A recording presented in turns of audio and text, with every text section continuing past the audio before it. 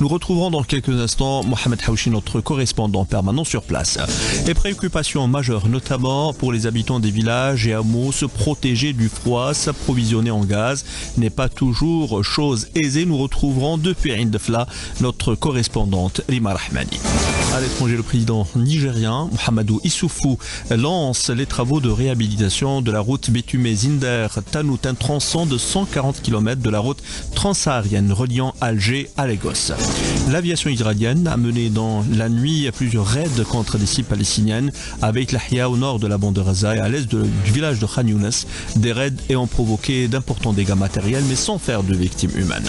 En sport, l'athlète algérien Abd El Hachmi a remporté la 6e édition du marathon international des Oliviers de Sfax en Tunisie. Il y a eu également le tirage au sort hier des 8e de finale de la Coupe d'Algérie. 2 affiches à retenir, celle de Hossein Daïmoudia d'Alger, AC Paradou et SM Al-Harrach.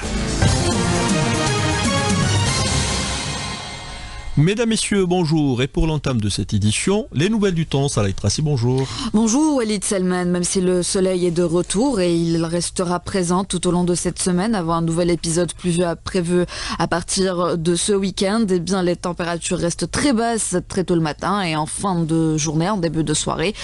En journée, elles restent agréables entre 15 et 17 degrés. Rendez-vous à la fin de cette édition pour la page complète. Merci à vous, Salah Tracy. C'est le chiffre du jour. Le complexe sidérurgique algéro-qatari de Bellara dans la wilaya de Jijel embauchera quelques 1000 travailleurs durant le premier semestre de cette année. C'est l'ANEM qui l'annonce, le recrutement de 1000 travailleurs en liste d'attente inscrits dans la wilaya et originaires de la région. De son côté, le ministre du Travail a donné des instructions fermes pour inciter au recrutement des bénéficiaires du dispositif d'aide à l'insertion professionnelle. Nous vous le disions en titre, une bonne nouvelle pour les habitants de Tizi Ouzou bloqués par la neige abondante de ce week-end. Toutes les routes ont été ouvertes à la circulation. Le point avec notre correspondant permanent sur place, Mohamed Haouchi.